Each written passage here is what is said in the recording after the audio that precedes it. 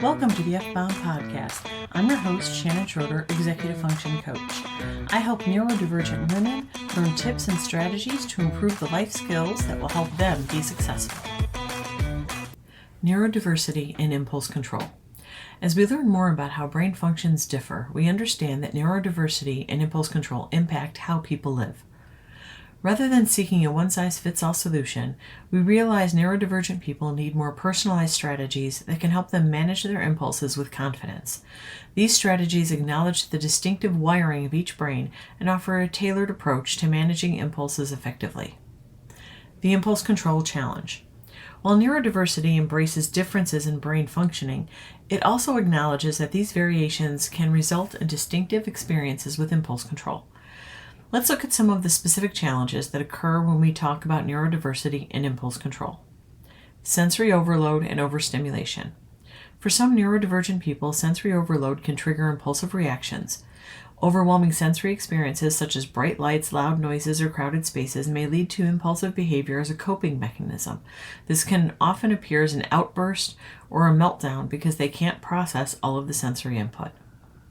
Difficulty with emotional regulation. We've talked quite a bit about emotional regulation and its link to impulse control. Just like with sensory overload, emotional dysregulation can manifest in sudden outbursts of anger, frustration. However, it can also be a burst of extreme excitement. When feelings and emotions are strong, some neurodivergent people have trouble processing and managing them, so they have to express them outwardly. Hyperfocus and attention difficulties. Conditions like ADHD often involve difficulty in sustaining attention. While people may struggle to focus on certain tasks, they may impulsively hyperfocus on others, neglecting important responsibilities. When hyperfocus kicks in, you can be incredibly productive, and that feels good. However, allowing your hyperfocus to cause you to neglect other things in your life can have many negative consequences. Social challenges. In social situations, impulsivity can occur in a number of ways, often because the neurodivergent person is not adept at reading social cues. This might include saying things without considering social norms, personal boundaries, or the consequences of their words. Their verbal filter doesn't work the way it does for most neurotypical people, and they don't understand that what they're saying is socially unacceptable. Executive functioning differences. Executive functioning skills such as planning, organization, and decision-making can be impaired in some neurodiverse conditions. This can lead to impulsive decision-making, often without considering the long-term consequences. Understanding these specific impulse control challenges within the context of neurodiversity is the first step toward developing tailored strategies that can make a meaningful difference in your life. The need for customized strategies. When we talk about impulse control, it's important to recognize that one-size-fits-all strategies simply don't fit the bill when it comes to neurodivergent people. Why? Because the very essence of neurodiversity lies in the uniqueness of each person's neurological makeup. As mentioned earlier, depending on the cause of the neurodiversity, the way a person responds in situations and to stimuli varies based on their brain wiring. That needs to be taken into consideration when discussing strategies. Neurodiverse conditions such as autism, ADHD, and others exhibit considerable variability. What works seamlessly for one individual may not yield the same results for another. It's like trying to use a single key to unlock multiple doors with different locks. Universal approaches to impulse control often fall short because they fail to account for the intricate web of factors that contribute to impulsive behavior. A strategy that proves effective for one individual might not resonate with the sensory sensitivities, emotional triggers, or executive functioning challenges of another. The power of customization. This is where customized strategies come into play. By acknowledging and embracing the individuality of diverse individuals, we can craft approaches that align with their unique needs, preferences, and capabilities. Why customization matters. Tailored solutions. Customized strategies take into account an individual's specific neurodiverse condition and its nuances. What emerges is a solution designed to address their distinct challenges effectively. Empowerment. Customized strategies empower neurodivergent people to take an active role in managing their impulse control. Having such strategies can foster a sense of agency, allowing people to navigate their impulses with greater confidence. Better outcomes. When strategies align with a person's neurodiversity, the chances of success significantly improve. This leads to more positive outcomes not only in terms of impulse control but also in overall well-being and quality of life. Reduced frustration. Customized strategies can reduce the frustration and stress that often accompany the adoption of generic approaches that may not resonate with the individual's unique needs.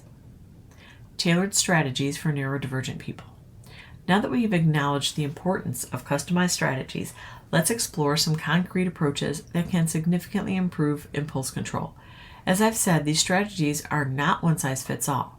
Rather, they can be tailored to suit individual needs, addressing the specific challenges associated with neurodiversity. It will take some time and practice to develop fully customized strategies, but these will get you started. You need to find the techniques that resonate with you and tweak them so that they become a regular part of your routines. Sensory management techniques. Sensory management techniques aim to help people with sensory sensitivities or sensory processing differences regulate their responses to sensory stimuli. This can include techniques like sensory breaks, sensory tools like fidget toys, or creating sensory-friendly environments. Customization. The key to success here lies in recognizing the unique sensory profiles of neurodiverse individuals. Some may find deep pressure techniques like weighted blankets helpful, while others may prefer noise-canceling headphones. Customization ensures that the sensory strategy resonates with the individual person's sensory preferences and sensitivities. Visual schedules and reminders. Visual schedules and reminders provide a structured visual representation of daily routines or tasks. These can be especially beneficial for people who thrive on predictability and struggle with transitions.